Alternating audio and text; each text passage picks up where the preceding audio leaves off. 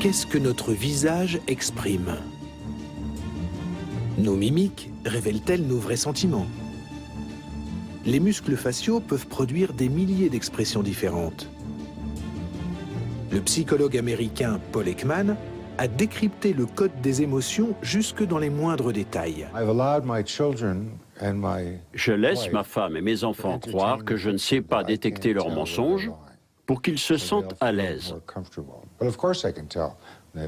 Mais en fait, je sais très bien quand ils mentent.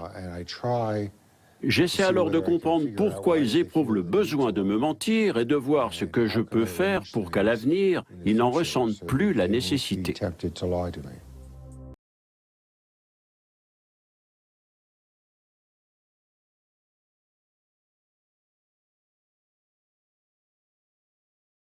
Il y a quelques années, j'attendais les résultats d'une biopsie pour savoir si j'avais un cancer grave.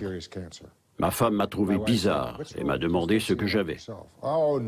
Je lui ai dit qu'il n'y avait rien, que je m'étais juste levé du pied gauche ce matin-là. C'était un gros mensonge, mais ça me semblait justifié.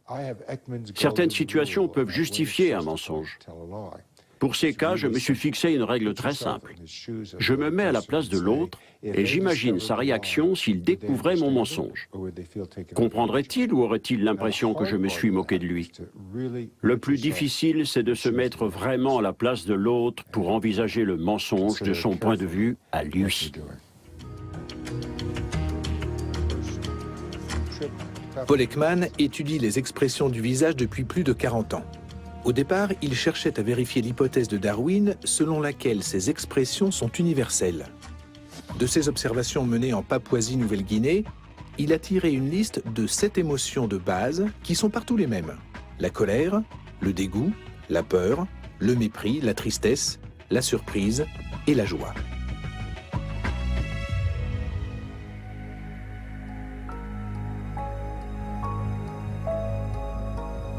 Paul Ekman a demandé à cet homme d'imaginer différentes situations. La mort d'un enfant.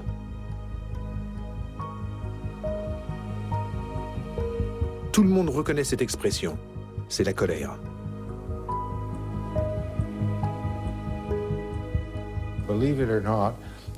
Ça peut paraître incroyable, mais en 1972, on n'avait aucun outil pour mesurer les expressions du visage. Beaucoup de chercheurs avaient essayé d'en concevoir un sans succès. On a mis 8 ans à élaborer le système de codage des actions faciales. On a publié nos résultats en 1978. Ce code est la référence ultime. Personne n'a réussi à faire mieux. C'est un dictionnaire de toutes les expressions du visage décomposées en mouvements musculaires.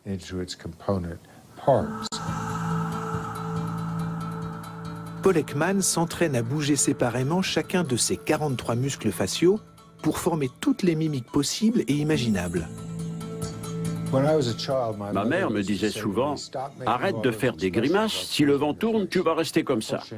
Malheureusement, elle n'a pas vécu assez longtemps pour voir que j'ai fait fortune avec mes grimaces. Le dictionnaire de Paul Ekman contient 10 000 mimiques. Pour chacune, il donne les groupes d'action des muscles impliqués. Sur ces 10 000 expressions, 3 000 sont porteuses de sens. Les autres sont de simples grimaces qui ne veulent rien dire. Je vais vous montrer les enseignements concrets du système de codage des actions faciales. Si je bouge le muscle 15, les coins de lèvres s'abaissent. Si je bouge le muscle 17, c'est la même chose. Pareil avec le muscle 10.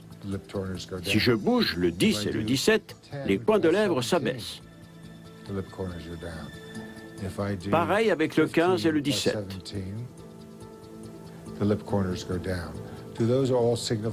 Mais est-ce que toutes ces expressions signifient la même chose? Non. Les coins de lèvres qui s'abaissent ne sont pas un élément suffisant pour identifier une émotion. Mon système permet d'analyser précisément chaque expression, chaque mouvement combiné de plusieurs muscles. C'est en cela qu'il constitue une énorme avancée. into each of its elements, and that's the FACS score. À San Francisco, le comédien allemand Rainer Strecker attend l'heure de son rendez-vous avec le maître des mimiques. Paul Ekman a accepté de l'initier à sa méthode. Il mène une vie retirée dans un appartement qui surplombe le Golden Gate Bridge.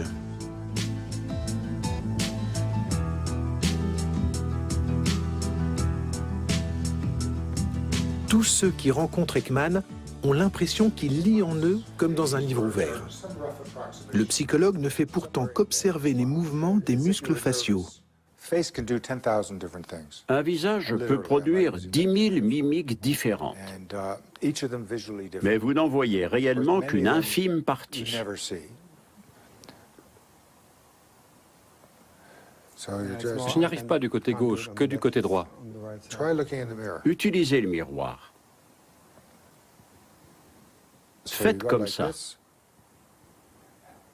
Et puis relevez les coins.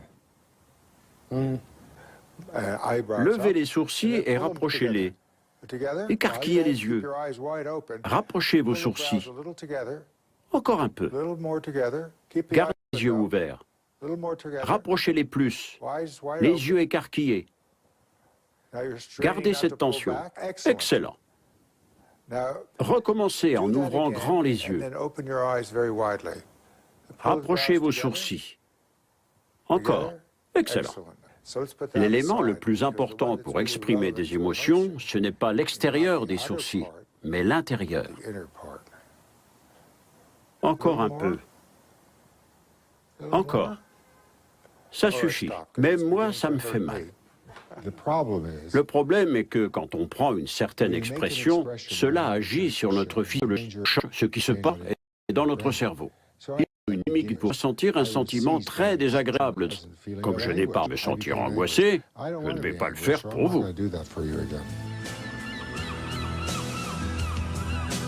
Incroyable. La mimique induit le sentiment. Les comédiens le savent bien et s'en servent pour préparer leur rôle. Mais l'inverse est aussi vrai. Quand on se rappelle certains moments émouvants, le visage prend automatiquement l'expression correspondante.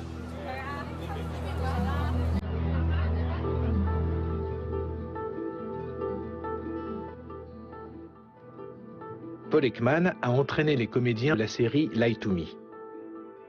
Déchiffrer les visages est à la mode. Cadres d'entreprise, commerciaux, médecins, avocats ou juges rêvent de connaître le code des émotions.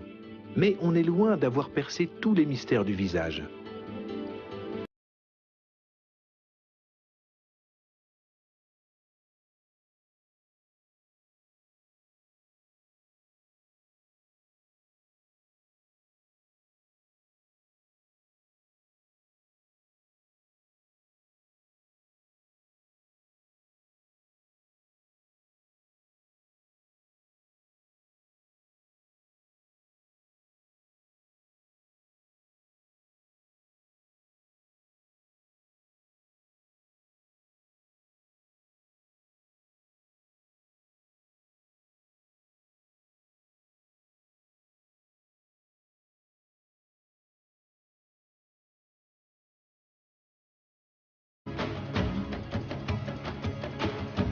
Rainer Deleu est autiste.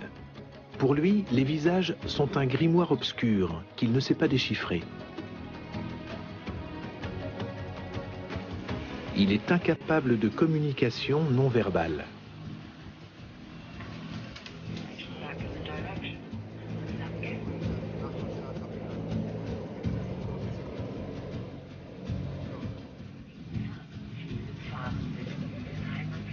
Rainer a du mal à vivre en société. Il peine à reconnaître ses amis dans la rue. Il ne sait pas ce que les autres ressentent et se sent seul.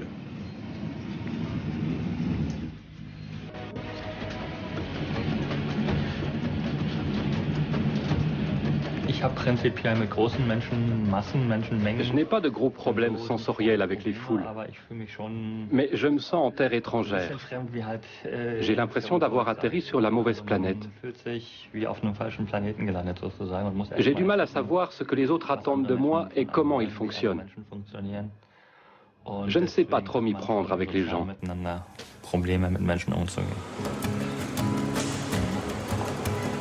Reiner est interprète. Sans avoir le syndrome savant de certains autistes surdoués, il a un QI de 135, très supérieur à la normale, et une mémoire phénoménale.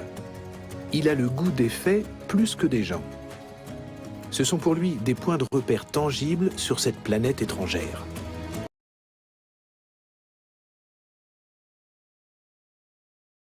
Reiner connaît les 10 000 rues de Berlin, leur emplacement et l'origine de leur nom. Au cours de ses promenades, sa mémoire enregistre toutes les plaques de rue.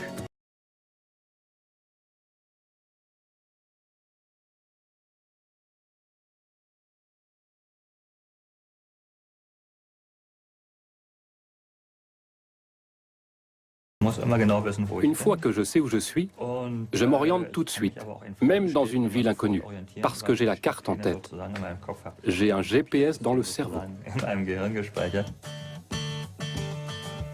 Dans un studio de l'Université de Berlin, la comédienne allemande Muriel Baumeister tourne dans un film conçu pour aider les autistes comme Reiner à décrypter les visages.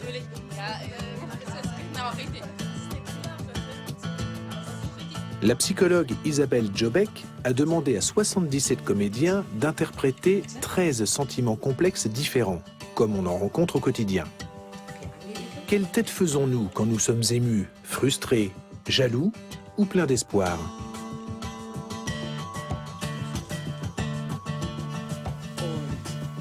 Pour aider les autistes, les comédiens forcent le trait.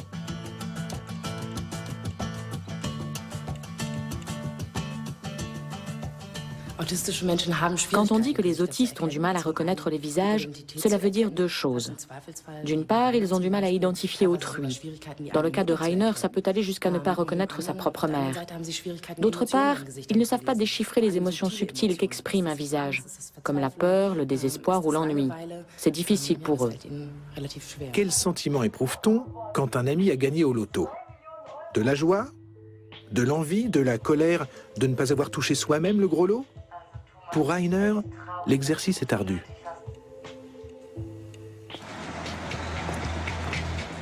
Paul Kelly est tout l'inverse d'un autiste.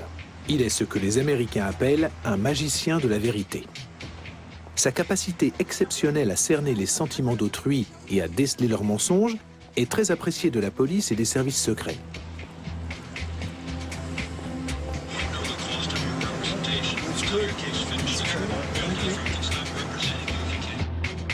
Au Vietnam, il a développé son sens du danger. À son retour aux États-Unis, il a été recruté comme garde du corps à la Maison-Blanche.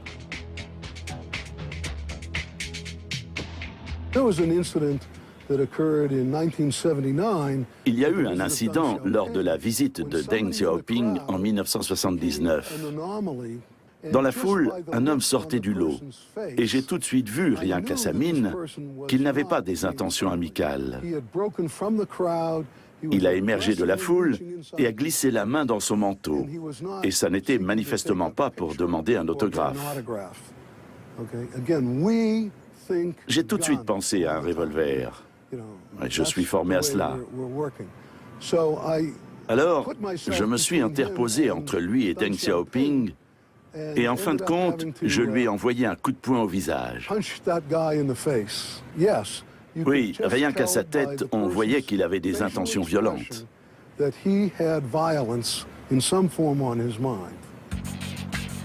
L'homme s'est révélé être un patriote américain fanatique pour qui la Chine représentait la menace communiste. Il voulait asperger Deng Xiaoping de peinture. Paul Ekman a étudié 15 000 personnes. Seule une cinquantaine avait le même don que Paul Kelly. Mais que voient ces surdoués que les autres ne voient pas?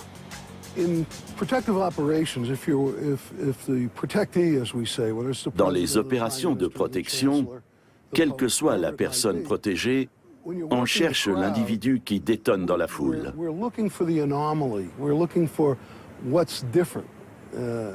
On cherche celui qui a un comportement différent.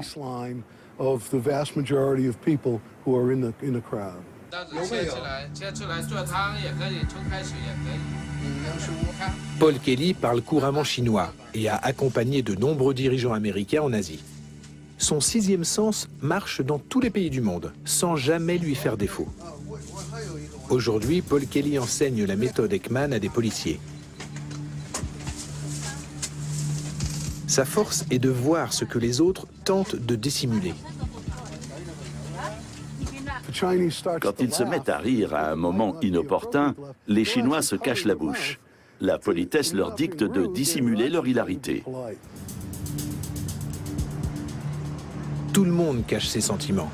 Bien souvent, seuls des virtuoses comme Paul Kelly s'en rendent compte. Kelly est un surdoué, même s'il refuse de nous dire son QI. C'est Paul Ekman qui l'a aidé à comprendre ce qu'il voyait et que les autres ne voyaient pas.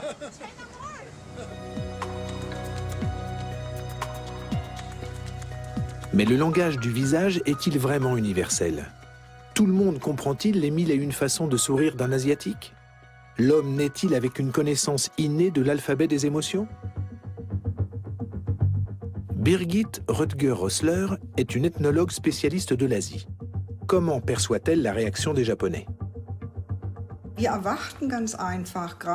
Quand on interroge des gens devant les ruines de leur maison, qui ont perdu des proches et restent sous la menace d'une centrale atomique qu'on ne contrôle plus, on s'attend à une forte réaction émotionnelle de leur part.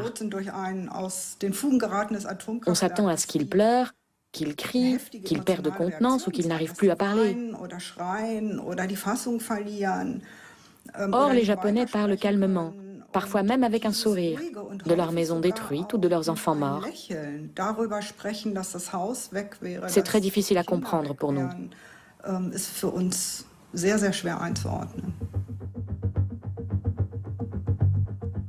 Birgit Röttger-Rössler étudie le langage des émotions chez les peuples asiatiques depuis des décennies.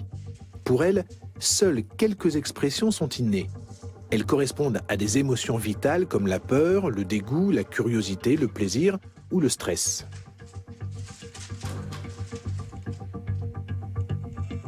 Mais tout le reste s'apprend. La riche palette des émotions varie d'une culture à l'autre. Birgit Röttger-Rössler a étudié la multitude des sourires asiatiques. Ils sont loin d'exprimer tous la joie. Le sourire peut masquer une colère rentrée, par exemple. Les Occidentaux et au premier chef les hommes d'affaires en sont souvent dupes.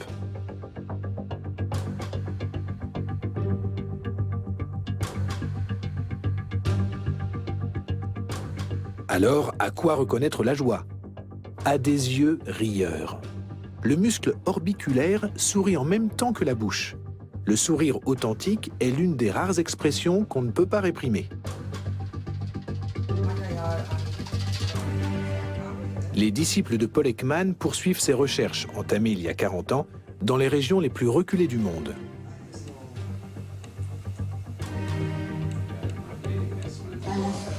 Chez les Minangkabau, une peuplade d'Indonésie, la honte est un sentiment bienséant, notamment quand on reçoit un cadeau. C'est un signe de modestie et de respect. Chez nous, elle correspond surtout à l'aveu d'une faute ou d'un échec.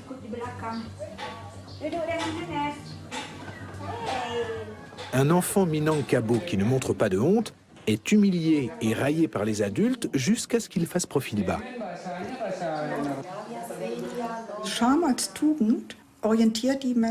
Quand la honte est une vertu, cela signifie que l'individu s'adapte à la communauté, qu'il se soumette à ses règles et à ses structures. C'est un modèle de société diamétralement opposé au nôtre, dans lequel l'individu conquiert sa place en jouant des coudes et en faisant fi des sentiments des autres.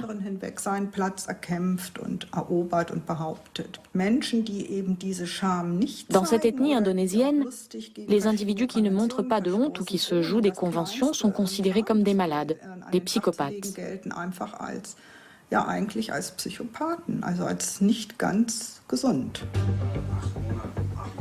Gabriel Scheidegger a découvert chez les Baras de Madagascar des expressions du visage que les Occidentaux ne savent pas déchiffrer.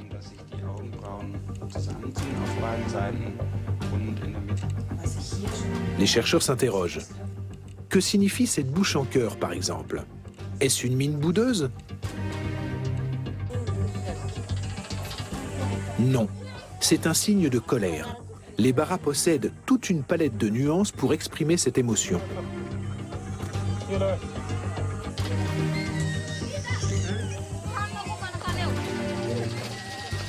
Pour eux, montrer sa colère et son agressivité est signe de bonne santé et gage de vigueur.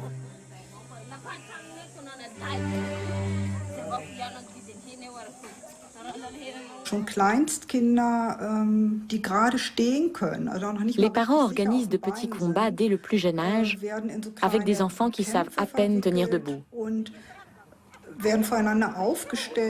On les met face à face.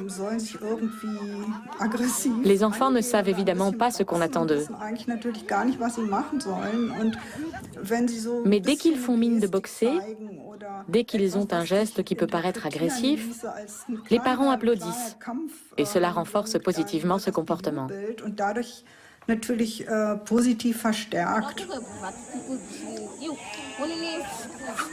Encore plus étonnant, les bébés Bara ne sourient pas avant l'âge d'1 an. C'est en jouant avec les enfants plus âgés qu'ils apprennent à sourire. À l'inverse des mères occidentales, les mères Bara évitent les regards directs et ne récompensent pas chaque progrès par un sourire. Les bébés ne recherchent donc pas la performance. Leur bien-être est assuré par des contacts physiques fréquents.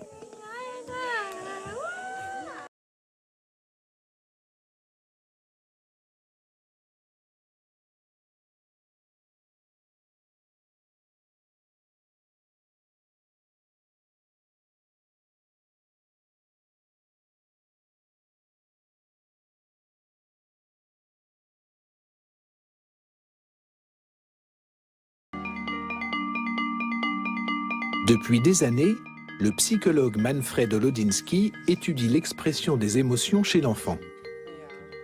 C'est à l'école qu'on apprend à utiliser les mimiques ainsi qu'à dissimuler ses sentiments.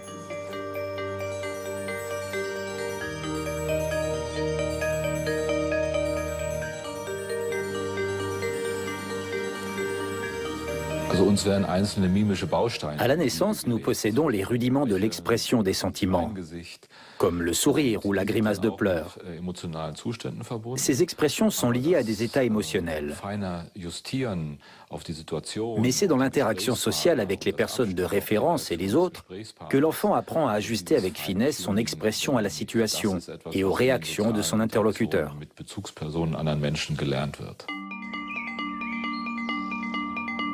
Exemple avec Lou et son frère Max. Vont-ils réussir à simuler la joie?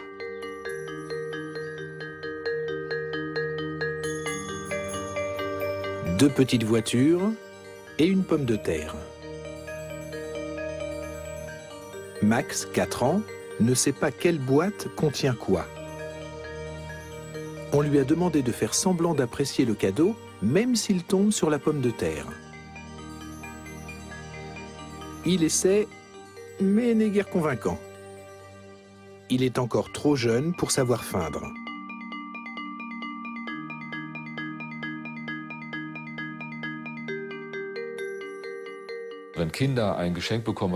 Quand les enfants reçoivent un cadeau qui ne leur plaît pas, ils expriment tout de suite leur déception.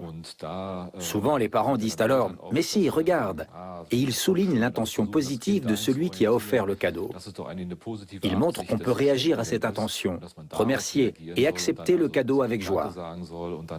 Mais la leçon est dure à apprendre, parce qu'elle suppose de surmonter sa déception.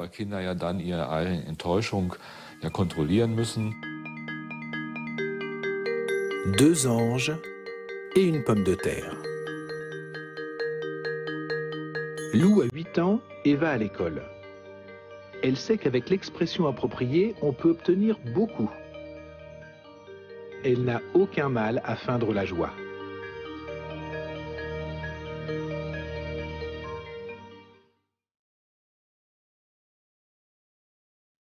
Pour que les enfants puissent maîtriser leurs émotions et les dissimuler, ils doivent s'entraîner.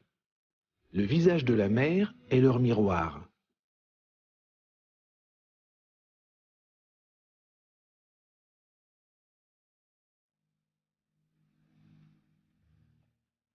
Ils apprennent peu à peu à se mettre à la place d'autrui et à interpréter inconsciemment le langage du visage.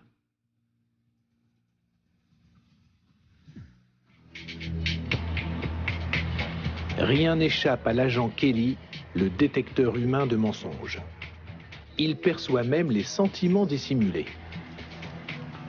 Sherlock Holmes s'est entraîné à considérer tout ce qu'il voyait. C'est l'exemple parfait de ce qu'on appelle l'observation active. On ne se contente pas de voir, on cherche à observer activement quelque chose et à l'analyser.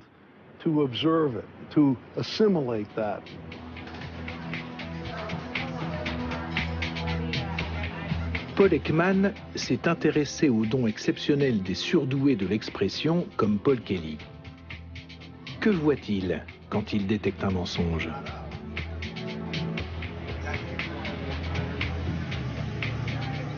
Les magiciens de la vérité, les Mozart de la détection de mensonges ont un véritable don. Mais ça n'a rien de surnaturel.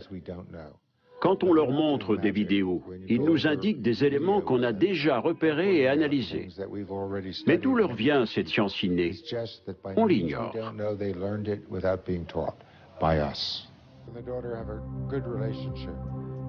Paul Ekman a scruté en compagnie de Paul Kelly des visages filmés au ralenti. C'est ainsi qu'il a fait la découverte majeure de sa carrière, l'existence de micro-expressions. Il s'agit d'expressions qui durent moins d'1 seconde et qui révèlent nos véritables émotions. Il faut une grande concentration pour les percevoir.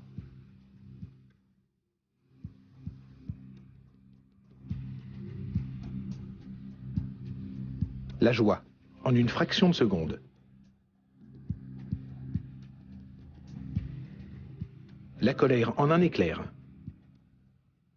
Une fois qu'on a appris à percevoir les micro-expressions, on en voit tous les jours. Les micro-expressions, ici au ralenti, échappent à notre contrôle. Elles trahissent nos véritables sentiments. D'après Paul Ekman, elles indiquent que la personne observée a des choses à cacher. Ekman affirme qu'avec un peu d'entraînement, tout le monde peut devenir un magicien de la vérité. Il a fait fortune avec ses découvertes.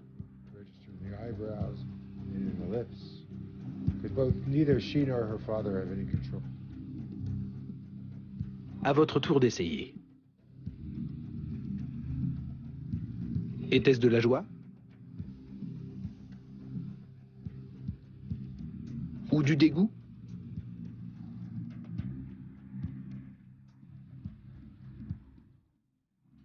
Avez-vous perçu la peur dans ses yeux? Et la colère?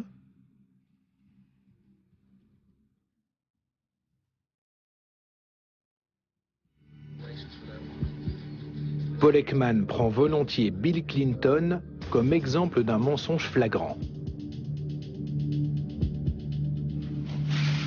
But I want to say one thing to the American people. I want you to listen to me. I'm going to say this again. I did not have sexual relations with that woman, Miss Lewinsky. I never told anybody to lie, not a single time, never. These allegations are false, and I need to go back to work for the American people. Thank you. Les micro-expressions du président américain jettent un doute sur ses déclarations. Mais il y a aussi un hiatus entre ses paroles et son langage corporel. C'est un cas intéressant. Quand j'ai vu la première fois cette déclaration, j'ai dit à ma femme, « Clinton veut être pris la main dans le sac et qu'on continue quand même à l'aimer. » Ma femme ne me croyait pas. Mais l'histoire m'a donné raison. C'était le talon d'Achille de Clinton. Son mensonge était pitoyable. Mais si cet homme brillant s'est fait prendre à plusieurs reprises, ce n'est pas un accident. Pour moi, il voulait être découvert, recevoir une bonne pensée et aimer. En tout cas, contre les enquêtes d'opinion. En 1987, le dirigeant politique allemand Uwe Barschel fait espionner son grand rival. Plus tard, il niera tout en bloc. Pour la presse allemande, cela deviendra le mensonge du siècle. Über diese Ihnen gleich vorzulegenden eidesstattlichen Versicherungen hinaus gebe ich Ihnen, gebe ich den Bürgerinnen und Bürgern des Landes Schleswig-Holsteins und der gesamten deutschen Öffentlichkeit mein Ehrenwort. Ich wiederhole, ich gebe Ihnen mein Ehrenwort, dass die gegen mich erhobenen Vorwürfe haltlos sind. À partir de quand une manœuvre politicienne est-elle considérée comme étant de bonne guerre? Kissinger écrit dans ses mémoires qu'entre diplomates, il est d'usage de ne pas jouer franc jeu. La dissimulation est acceptée, mais pas la falsification ou le mensonge. Si un diplomate ment et qu'il est découvert, il est grillé à vie.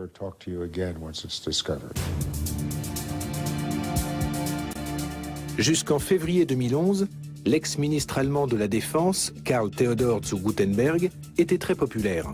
Lorsqu'on a appris que sa thèse de doctorat était peut-être un plagiat, il n'a pas été disqualifié d'emblée. Ses partisans voulaient croire en lui, mais il n'a pas réussi à les convaincre.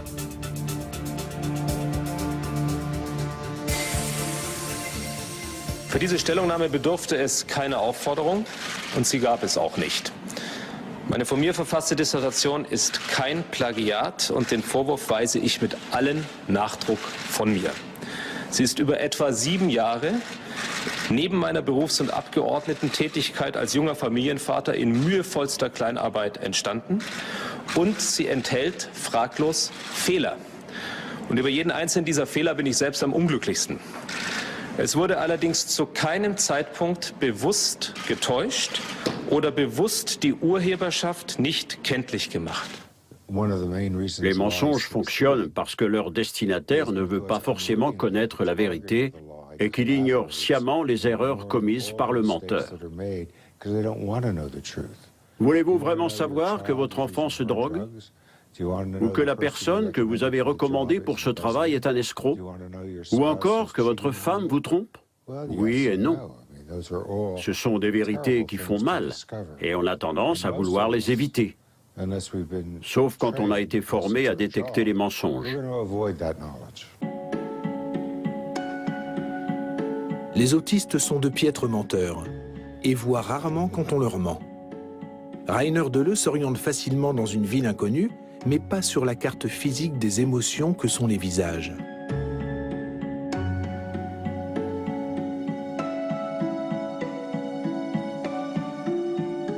Pour lui, l'interprète, le langage des émotions est une énigme. Pourtant, il ressent les mêmes émotions que tout le monde. Il a rencontré une femme sur Internet. Mais ça n'a pas tenu parce que le langage de l'amour était trop complexe pour lui. Le dictionnaire de Paul Ekman pourrait-il l'aider à déchiffrer les visages pour nouer des liens plus étroits avec les autres?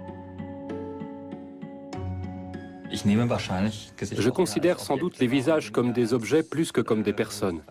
Ce qui m'intéresse surtout chez les autres, ce sont les connaissances qu'ils peuvent me transmettre ou que moi, je peux leur transmettre. L'échange d'informations objectives est ce que je maîtrise le mieux.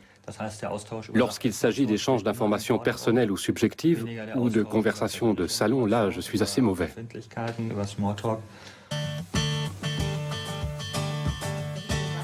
Nous sommes de retour dans le studio de l'Université de Berlin.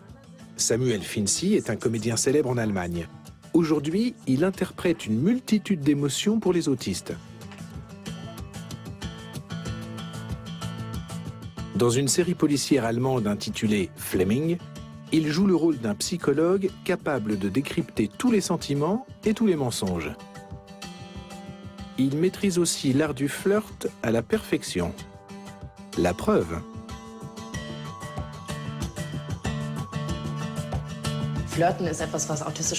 Les autistes ont énormément de mal à flirter. Le flirt est plein de mimiques subtiles et de sous-entendus. Il faut comprendre ce que l'autre veut vraiment exprimer quand il dit certaines choses. Il est rare qu'on verbalise explicitement ce qu'on veut, surtout dans le flirt. Quand on ne se connaît pas et qu'on n'a que le langage corporel et les expressions du visage pour déchiffrer l'autre, l'autiste est perdu. Rainer s'intéresse au savoir que possèdent ses semblables. Pour y accéder, il a besoin d'apprendre le langage non verbal des sentiments.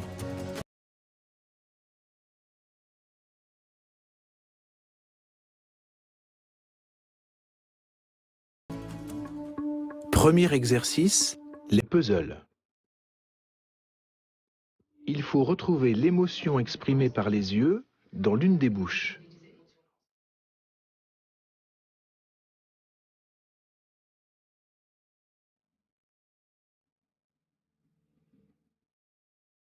Ses lèvres expriment-elles du dédain, de la moquerie, de la tristesse?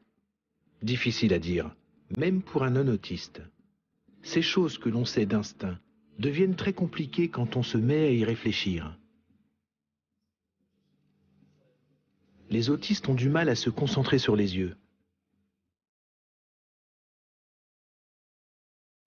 Quel regard correspond à cette bouche?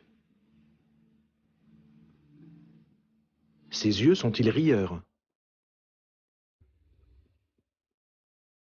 Le but de ces exercices est de stimuler dans le cerveau les connexions neuronales impliquées dans la reconnaissance des visages.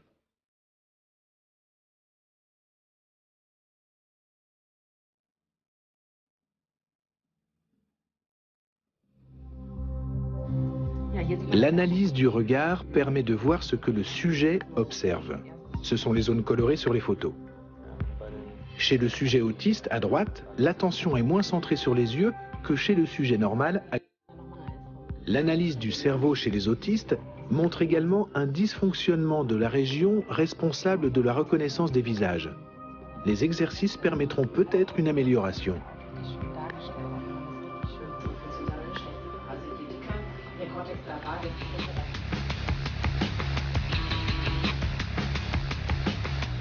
L'analyse du cerveau pourrait aussi ouvrir de nouvelles perspectives dans les enquêtes judiciaires. Cette vidéo montre les auteurs des attentats du 7 juillet 2005 à Londres.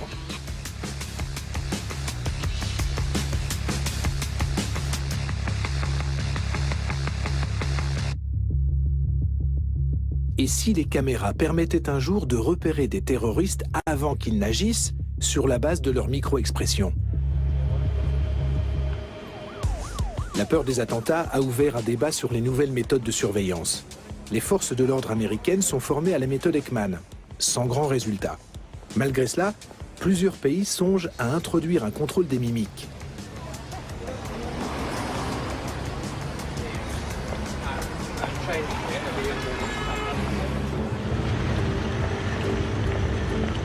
Certains s'insurgent contre ces méthodes et dénoncent le risque de dérive. Ils craignent que de nombreux innocents ne soient soupçonnés à tort. Mais d'autres imaginent déjà l'étape d'après. John Dylan Haynes est un chercheur allemand en neurosciences. Son rêve, lire dans les pensées pour repérer les intentions criminelles. Il travaille sur un détecteur de mensonges totalement objectif et infaillible. Son principe, lire directement dans le cerveau des personnes suspectes. Pour la petite histoire, j'étais à Londres au moment des attentats. C'est cela qui m'a donné envie de savoir si on pouvait détecter dans l'activité cérébrale d'un individu qu'il a été, par exemple, dans un camp d'entraînement terroriste. Le cerveau d'un terroriste passé par un de ces camps devrait reconnaître certains éléments caractéristiques qu'il a vus là-bas.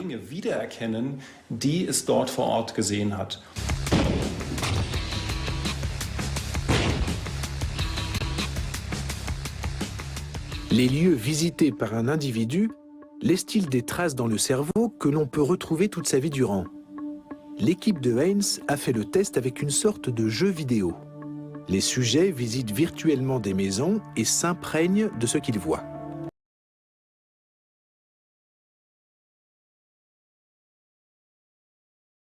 L'objectif à terme est de confondre des criminels. Il suffirait de leur montrer des images des lieux de leurs crimes et de mesurer leur réaction neuronale. Est-ce de la pure science-fiction ou le détecteur de mensonges de demain?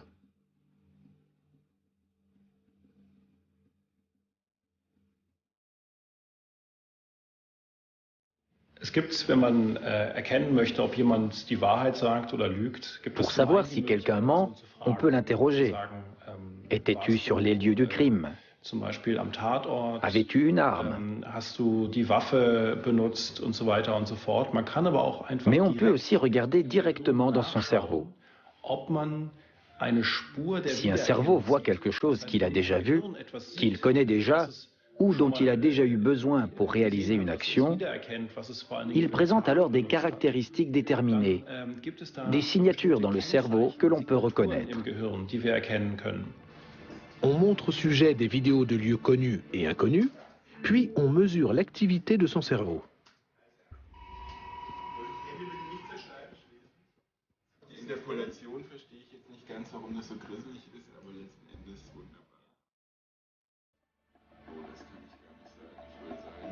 Le sujet ne peut pas agir consciemment sur la zone impliquée dans la reconnaissance de lieux.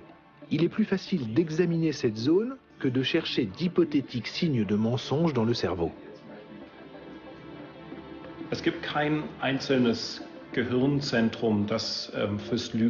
Il n'y a pas de centre du mensonge dans le cerveau. C'est une fonction trop complexe pour cela. Elle implique des zones du cerveau liées à l'imagination et à la création, parce que le mensonge demande d'inventer des choses. Mais elle implique aussi des zones liées à l'inhibition, parce que le mensonge suppose aussi de taire la vérité et de refouler ses souvenirs.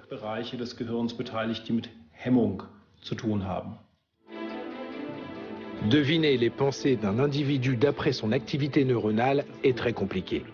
Il faut d'abord savoir à quoi ressemble l'activité du cerveau lorsqu'on reconnaît un lieu. Ensuite, il faut entraîner l'ordinateur à repérer ce schéma. C'est comme un puzzle de 1000 pièces d'un paysage marin, tout en dégradé de bleu. Mais le détecteur neuronal de mensonge fonctionne. Quand le sujet reconnaît un lieu, toutes les zones du cerveau liées au but et aux intentions s'allument.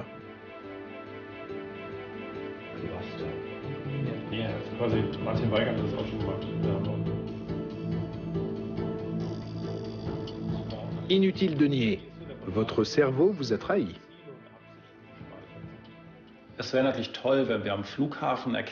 Ce serait génial si dans les aéroports on pouvait contrôler en quelques instants si un passager a l'intention de faire exploser un avion.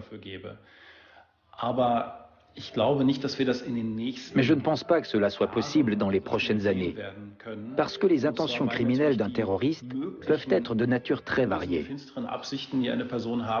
Ça peut être une bombe, un pistolet, une prise d'otage, etc.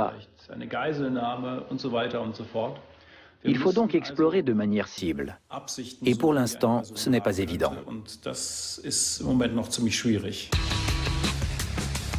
Pour savoir si un suspect a été dans un camp d'entraînement, il faudrait déjà posséder des photos de ce camp. Mais si ces images n'existaient que dans l'imagination du suspect?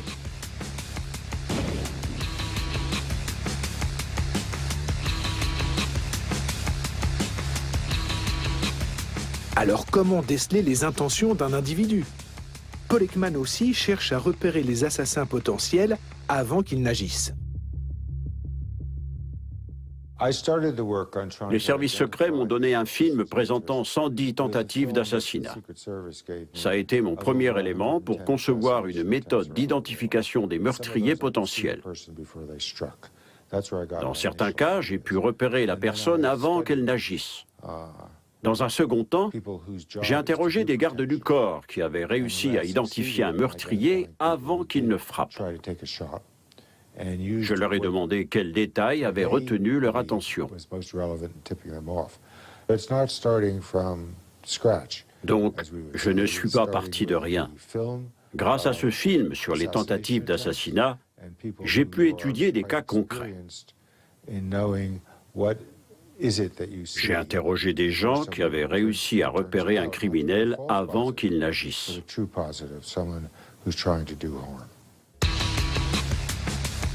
Ce visage a longtemps été une énigme pour le monde entier. Peut-on y déceler une intention? Est-ce la figure du mal?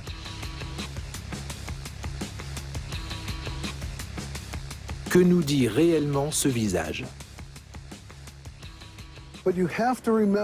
Attention, ce n'est pas parce qu'on détecte une micro-expression qu'on sait ce qui provoque cette émotion chez la personne. Il y a beaucoup de gens dans les aéroports qui sont énervés, stressés ou en colère, et qui regardent les contrôles de sécurité avec un air de mépris pour mille et une raisons. Les micro-expressions sont un indice à prendre en considération, mais elles ne disent rien sur les pensées des gens. Rainer Deleu parvient de mieux en mieux à reconnaître les visages et les émotions d'autrui, même s'il se sent encore comme un martien parmi ses semblables.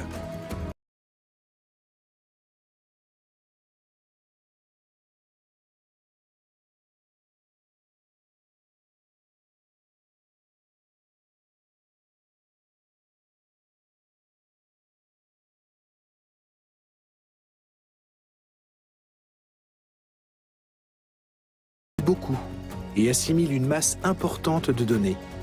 Mais le secret des mimiques ne s'apprend pas dans les livres, même aujourd'hui.